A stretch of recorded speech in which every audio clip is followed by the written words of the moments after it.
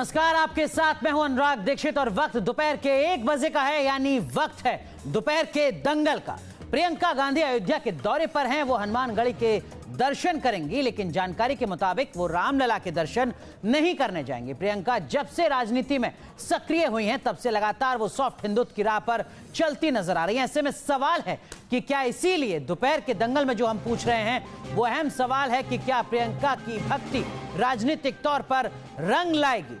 रामलला के दर पर प्रियंका जा तो रही हैं अयोध्या, लेकिन रामलला के दर्शन क्यों नहीं कर रही हैं? इस तरीके का सवाल खुद अयोध्या के महंत पूछ रहे हैं। क्या कुछ इसका मतलब है, यह भी हम समझने की कोशिश करेंगे। खास मेहमान हमारे साथ जुड़ चुके हैं। हमारे साथ भारतीय जनता पार्टी की प्रवक्ता शाइना एनसी जुड़ चुकी हैं। हमारे साथ राजकुमार भाटी साहब जुड़ रहे हैं। आप समाजवादी पार्टी के वरिष्ठ नेता हैं, प्रवक्ता और वरिष्ठ पत्रकार विनोद अग्निहोत्री जी हमारे साथ जुड़ चुके हैं। लेकिन सबसे पहला सवाल शाइना एनसी आपका, और आपके लिए 1 मिनट दिए जाते हैं सवाल का जवाब देने के लिए। और सवाल ये, प्रियंका गांधी के इस सॉफ्ट हिंदुत्व के जरिए मिशन उत्तर प्रदेश से बीजेपी की मुश्किलें कहीं बढ़ती नजर आती हैं क्या आपको? शाइना, क्या आपको लगता है कि प्रियंका गांधी की सक्रियता उत्तर प्रदेश में और सॉफ्ट हिंदुत्व की कांग्रेस की राह बीजेपी की मुश्किलें बढ़ाएगी?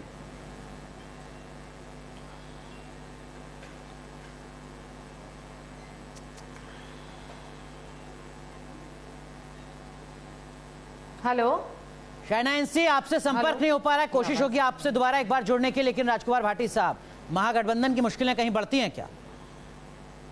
मैं समझता हूं कि जो वोटों का समीकरण है उसमें महागठबंधन को कोई चिंता करने की ज़रूरत नहीं है। प्रियंका गांधी जी जितना प्रयास करेंगी और जितना कांग्रेस को मजबूत करेंगे, उससे बीजेपी की वोट कम होने वाली है। क्योंकि 2014 के चुनाव में जो एक तरफा समर्थन भारतीय जनता पार्टी को मिला था और जिस बहुतायत में उन्हें वोट मिले थे, और मेरे ख्याल से 42% के करीब उत्तर प्रदेश में उन्हें लोकसभा चुनाव में वोट मिले, तो उसी में माइनस होना जो होना है, जितना ये मजबूत होंगी उतना बीजेपी को नुकसान होगा। तो क्या ये सब कुछ सोच समझकर रणनीति के तहत किया है सपा, बसपा और कांग्रेस ने, आपको नुकसान ना हो? नहीं, कोई रणनीति नहीं है। रणनीति तो ये है कि एसपी, बीएसपी और आरएलडी तीनों इतना मजबूत गठबंधन है कि हम तीनों भारतीय जनता पार्टी को रोकने में सक्षम है और हम मुद्दों के आधार पर चुनाव लड़ रहे हैं। हम ये भारतीय जनता पार्टी की तरह हवाई जुमले और फर्जी मुद्दे लेकर तो आ नहीं रहे हैं, ना लोगों की आंख में धूल झोंक रहे हैं, ना लोगों को बहका रहे हैं, ना कोई झूठे वादे कर रहे हैं। हम तो जो जनता की रोजाना की समस्याएं हैं और जनता की जो असली समस्याएं हैं, महंगाई है, बेरोजगारी है, भ्रष्टाचार है, ग्लोबल हंगर इंडेक्स में इंडिया 113वें स्थान पर पहुंच गया 55 से। ये बेरोजगारी कितनी बढ़ गई। एनएसएसओ की रिपोर्ट कहती है कि 1 करोड़ 80 लाख लोग इन 5 सालों में बेरोजगार हो गए। जो नौकरी कर रहे थे उनकी भी नौकरी छूट गई। और नोटबंदी से भाटी साहब, आपके मुताबिक प्रियंका गांधी को भी इन्हीं सब मुद्दों का जिक्र करना चाहिए अपनी रैलियों में, रोड शो में, मंदिर मंदिर दर्शन क्यों? वो उनकी पार्टी जाने, हम क्या कह सकते हैं उनके बारे में। हम तो इन मुद्दों पर चुनाव लड़ेंगे। शाइना एनसी, उम्मीद करते हैं कि अब आपको आवाज मेरी आ रही होगी। 1 मिनट का समय आपके लिए शुरुआत में, और सवाल यही कि क्या कांग्रेस में प्रियंका गांधी की सक्रियता, सॉफ्ट हिंदुत्व का रास्ता बीजेपी की मुश्किलें बढ़ाने जा रहा है उत्तर प्रदेश में? 1 मिनट आपका शुरू होता है। देखिए, सबसे पहले तो हर एक नेता देश के कोई भी कोने में जाए, कोई भी मंदिर मस्जिद जहां उनको जाना है, वो उनकी निजी रणनीति या मामला या आस्था या जो भावना है वो है, तो हमें कोई टिप्पणी नहीं करने की आवश्यकता है। लेकिन जो आज 21वीं सदी में आप देखें कि नेता क्या चाहते हैं, नेता अपने तरफ से वोट बैंक को जो आकर्षित करने के लिए मंदिर मस्जिद जा रहे हैं, तो ये बहुत ही अफसोसजनक टिप्पणी है। जो एक नेता के पास एक विजन प्लान है, तो वो विजन प्लान क्या है? हमारे तरफ से जनधन योजना हो, मुद्रा बैंकिंग, पेंशन स्कीम्स, उज्ज्वला के निमित्त 6.5 करोड़ में पहुंचना, घर में पहुंचना, मुद्रा के निमित्त 70% फीसदी लोन्स देना महिलाओं को, ये सब मुद्दे लोग जानना चाहते हैं। सिर्फ फोटो एप्टिक्स, सिर्फ फोटोग्राफ्स, थिएट्रिक्स और ऐसे ड्रामा से नहीं चलता है। आज लोग बहुत ही परख चुके हैं। चलिए, तो आप करें कि विकास के मुद्दे पर बात हो तो ज्यादा बेहतर है। माफ कीजिएगा शाइना एनसी, आपका 1 मिनट का समय पूरा हो रहा है, लेकिन विनोद अग्निहोत्री जी, और एक मिनट का समय आपके लिए। और आपसे भी सवाल यही सर कि क्या कांग्रेस का ये जो सॉफ्ट हिंदुत्व है वाकई उत्तर प्रदेश में भी अपना असर दिखाएगा, गुजरात, कर्नाटक, मध्य प्रदेश और छत्तीसगढ़ के बाद?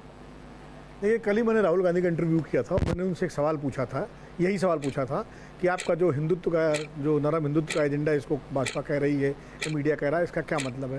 तो उन्होंने कहा कि पहली बात तो हिंदुत्व से हमारा कोई मतलब नहीं, हमारा मतलब हिंदू धर्म से है और हम हिंदू धर्म की ठेकेदारी नहीं है, किसी की जागीरदारी नहीं है, कोई इसका एक वो नहीं है, ना मैं हूँ ना बीजेपी है ना कोई है, हम लोग तो बहुत छोटे लोग हैं, हिंदू धर्म बहुत विशाल है। तो इस तरह से उन्होंने एक तरह से ये माना कि वो भी उतने ही हिंदू हैं जितने कि दूसरे लोग हैं। अब आप चुनावी बात अगर कहते हैं तो देखिए, चूंकि जिस तरह भारतीय जनता पार्टी ने उत्तर प्रदेश में लगातार ध्रुवीकरण के जरिए अपनी राजनीति को आगे बढ़ाया अयोध्या के आंदोलन के बाद, तो लगातार उसका उत्तर प्रदेश में दो तरफ से ध्रुवीकरण की राजनीति हुई। एक तरफ से हिंदू ध्रुवीकरण की राजनीति भाजपा ने की और समाजवादी पार्टी ने मुस्लिम ध्रुवीकरण की राजनीति की। कांग्रेस उसमें पिछड़ गई। तो अब कांग्रेस ने ये रास्ता निकाला है कि वो एक तरह से अपने को हिंदुओं के नज़दीक जाने की कोशिश कर रही है, और इसके लिए अयोध्या जाना, मथुरा जाना, बनारस जाना, ये जो है। विनोद जी माफ कीजिएगा, समय आपका भी खत्म हो रहा है, लेकिन चर्चा को आगे बढ़ाते हैं और ये जो समय की पाबंदी है इसको खत्म करते हैं और एक बार फिर शाहना एनसी आपका रुख करते हैं। देखिए, गुजरात में राहुल गांधी ने अलग अलग मंदिरों का दौरा किया, 28 मंदिरों का दौरा किया और वोट प्रतिशत और सीट बढ़ती नजर आई। मध्य प्रदेश में अलग अलग मंदिरों में गए, छत्तीसगढ़ में अलग अलग मंदिरों में गए, कर्नाटक में अलग अलग मंदिरों में गए और सत्ता तक पहुंच गए। आपको लगता है कि हिंदुत्व, जिसको बीजेपी अपना कॉपीराइट मानती है, उस पर कहीं ना कहीं सेंध अब कांग्रेस लगा रही है, मुश्किलें आपकी बढ़ने जा रही हैं? देखिए, कोई कॉपीराइट नहीं है। सबसे पहले हिंदुत्व का मतलब क्या है? हिंदुत्व का मतलब है justice to all and appeasement to none. जो कोई अपनी रणनीति चलाना चाहते हैं वो जानते हैं कि क्यों, लेकिन भूलिएगा मत कि उत्तर प्रदेश के असेंबली चुनाव में मुस्लिम, दलित सभी ने बीजेपी को स्वीकारा, 300 से ज़्यादा सीट्स मिले। तो इसी वजह से, क्योंकि हमने वोट बैंक की राजनीति नहीं की, प्रगति की राजनीति की, प्रगति के साथ साथ उजागर किया कि हम क्या करने वाले हैं ज़मीनी स्तर पे, और वो लोगों ने स्वीकारा। तो जो लोग ऐसे नकारात्मक राजनीति करना चाहते हैं, समाजवादी पार्टी हो, बसपा हो, जिनका कोई तालमेल नहीं, कोई आइडियोलॉजी नहीं, या फिर कांग्रेस जो अपने आप ऐसे मंदिर की राजनीति अचानक से करते आए, ये मुझे लगता है कि आज 21वीं सदी में नहीं चलेगा। 21st century. हालांकि 4 राज्य मैंने आपको गिनाए शाहना एनसी, जहां पर ये चलता हुआ नजर आया राजनीतिक लिहाज से, वोट शेयर के लिहाज से, सीटों के लिहाज से। लेकिन राजकुमार भाटी साहब, आपने सुना शाहना एनसी को, बीजेपी के प्रवक्ता, वो कह रहे हैं कि आप नकारात्मक राजनीति करते आए हैं, ये नहीं चलेगा। साथ ही साथ एक सवाल मेरा भी आपसे, आपको नहीं लगता कि समाजवादी पार्टी का स्टैंड ही क्लियर नहीं है अयोध्या के मुद्दे पर? अयोध्या कभी आपकी प्राथमिकता में नहीं रहा। नहीं, हम बिल्कुल स्वीकार करते हैं, अयोध्या कभी हमारी प्राथमिकता में नहीं रहा। हमारी प्राथमिकता में गरीब रहे हैं, किसान रहे हैं, महिलाओं की सुरक्षा रही है। हमारे स्कूल, हमारी परीक्षा में, हमारी प्राथमिकता में स्कूल रहे हैं, अस्पताल रही हैं, सड़कें रही हैं। ये प्राथमिकता है हमारी, और यही राजनीतिक लोगों की प्राथमिकता होनी चाहिए। इसको थोड़ा संशोधन कर सकते हैं इसमें, भाटी साहब थोड़ा संशोधन करते हैं।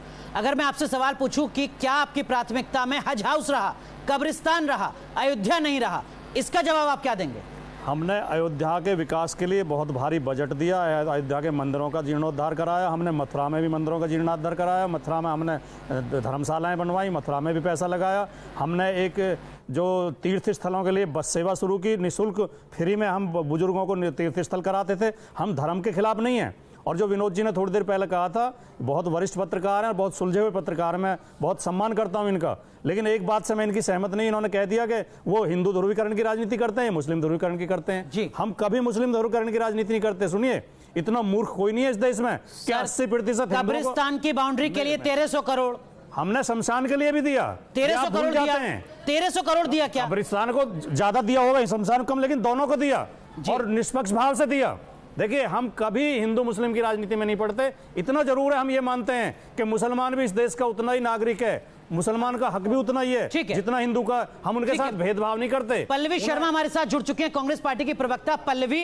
प्रियंका गांधी अयोध्या के दौरे पर हैं और अयोध्या के महंत पुजारी कह रहे हैं कि रामलला के दर्शन क्यों नहीं कर रही है प्रियंका गांधी, क्यों हनुमान गढ़ी से ही दर्शन करके लौट जा रही हैं? बोलो गर्म पानी। पल्लवी,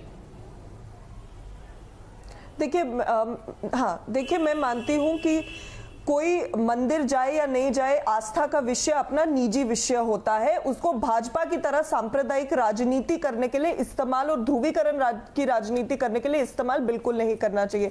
कोई मंदिर जा रहा है या नहीं जा रहा है, इससे भाजपा के पेट में क्यों दर्द होता है? क्योंकि भाजपा अच्छी तरह वाकिफ है इस जमीनी सच्चाई से कि उनके पास दिखाने के लिए काम सिर्फ शून्य है, सिर्फ सांप्रदायिक राजनीति है जो उनका बेड़ा पार लगा सकती है।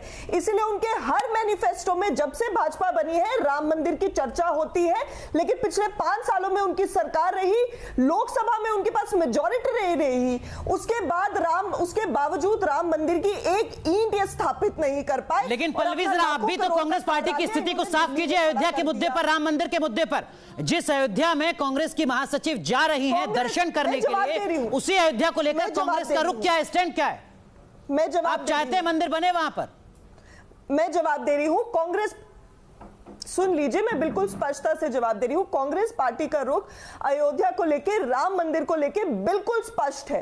कांग्रेस पार्टी शुरू से कहती है ये सुप्रीम कोर्ट में मुद्दा है, सुप्रीम कोर्ट जो फैसला करेगा, देश का सर्वोच्च न्यायालय जो फैसला करेगा, कांग्रेस पार्टी की उसी में सहमति रहेगी।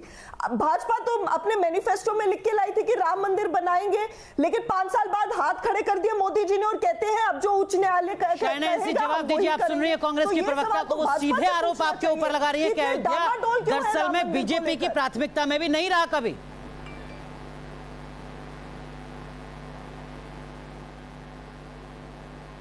देखिए, सबसे पहले तो जो कोई मंदिर जाना चाहे, मस्जिद जाना चाहे, कहीं भी जाना चाहते हैं, हम इसके ऊपर टिप्पणी नहीं करेंगे क्योंकि ये उनकी निजी मामला है।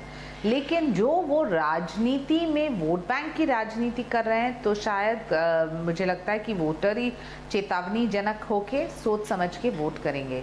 आज हम उम्मीद क्या करते हैं हमारे नेता और दलों से कि आप आए, सकारात्मक रूप से बताएं कि हम ये करने वाले हैं आपके लिए ज़मीनी स्तर पे, ये है हमारा विजन प्लान। जो आपको लगता है कि सिर्फ फोटोग्राफ लेने से या फोटो ऑप्टिक्स या थिएट्रिक्स जो बोलते हैं, जवाब दीजिए, मोदी जी अपनी रैली में क्या बोल रहे हैं चलने वाला है, तो ये बिल्कुल नहीं। मैं जवाब दे रही हूं। जो मोदी जी आज एक स्थिर, नेतृत्वशील, प्रगतिशील सरकार, मैं जवाब दे रही हूँ। शायना जी जवाब दीजिए। सब कुछ क्या तस्वीरों के लिए हो रहा है? बातें बहुत करती हैं, सब कुछ प्रतीकात्मक है क्या पल्लवी? आप इधर उधर की बातें करती हैं, आप जवाब कभी स्पष्टता से नहीं देती। मैं जवाब दे रही हूँ। मुझे समझ नहीं आता कि भाजपा किस मुंह से कहती है कि जमीनी कामों के उदाहरण देना चाहिए। मोदी जी रैली कर रहे हैं, अमित शाह जी रैली कर रहे हैं, राजनाथ सिंह जी रैली कर रहे हैं। राजनाथ सिंह जी की रैली में तो नारा लग गया चौकीदार चोर है। खैर वो छोड़िए, वो रैली कर रहे हैं, किस अपने जमीनी काम की बात कर रहे हैं? 2014 में राम मंदिर करके जगह जगह जाते थे। अब पता है कि राम मंदिर का नाम नहीं ले सकते, समय लगातार कम हो रहा है। क्या आपको लगता है कि उत्तर प्रदेश और इस बार के लोकसभा चुनाव में भी सियासत में अयोध्या का मुद्दा गरमाने वाला है एक बार फिर? देखिए, अयोध्या का मुद्दा गरमाएगा कि नहीं गरमाएगा मैं नहीं कह सकता, लेकिन अयोध्या का मुद्दा एक महत्वपूर्ण मुद्दा उत्तर प्रदेश में है और रहता आया है। लेकिन यह भी बता दूं कि अयोध्या का मुद्दा जब अपने बिल्कुल पीक पे था 1991-90 में राडवानी जी की यात्रा के बाद, तब भारतीय जनता पार्टी की सीटें खाली 116 आई थी और भारतीय जनता पार्टी को बहुमत तब मिला जब उसके मैनिफेस्टो में राम मंदिर का मुद्दा बहुत पीछे था सब। तो इसलिए वोट किस मुद्दे पे पड़ेंगे ये अलग बात है, लेकिन निश्चित रूप से एक भावनात्मक मुद्दा है। तो सपा बसपा को किसी तरीके की मुश्किलें होने वाली हैं प्रियंका गांधी के सॉफ्ट हिंदुत्व से? नहीं, मैं शुरू में कह चुका, हमें कोई मुश्किल नहीं है। और सॉफ्ट तो हिंदू को भी सॉफ्ट रहना चाहिए, मुसलमानों को भी सॉफ्ट रहना चाहिए। कट्टरता दोनों जगह ही खतरनाक है। सॉफ्ट होना अच्छी बात है, हर व्यक्ति को सॉफ्ट होना चाहिए, उदार होना चाहिए, सबके प्रति भाईचारा होना चाहिए। तो ये उनके मसले हो सकते हैं, लेकिन जैसा कि मैंने कहा, हम जनता से जुड़े मसलों पर चुनाव लड़ेंगे। और जो साइना एनसीजी कह रही थी कि फर्जी मुद्दे उठाते हैं, कल प्रधानमंत्री भाषण दे रहे थे, प्रधानमंत्री कौन सा गणित लगा रहे थे? सपा का सा, रालोद का रा, बसपा का बा, ये है शराब। ये एक देश के प्रधानमंत्री का भाषण है। फर्जी मुद्दे तो ये उठाते हैं। प्रधानमंत्री को अपने 5 साल की उपलब्धि बतानी चाहिए, बता नहीं पा रहे हैं, वो एक वाक्य नहीं बता पा रहे हैं। मोदी ने बहुत बहुत शुक्रिया आप चारों का जुड़ने के लिए। देखना होगा कि उत्तर प्रदेश का मिशन कांग्रेस प्रियंका गांधी का राजनीतिक तौर पर किस तरीके से नतीजे दिलाता है। क्या वाकई कांग्रेस की तस्वीर बेहतर तरीके से सामने आ पाती है? बहुत बहुत शुक्रिया आप चारों का जुड़ने के लिए दोपहर के दंगल में। बस इतना ही, लेकिन आप बने रहिए न्यूज़ नेशन के साथ, क्योंकि खबरों का सिलसिला यहां कभी नहीं थमता।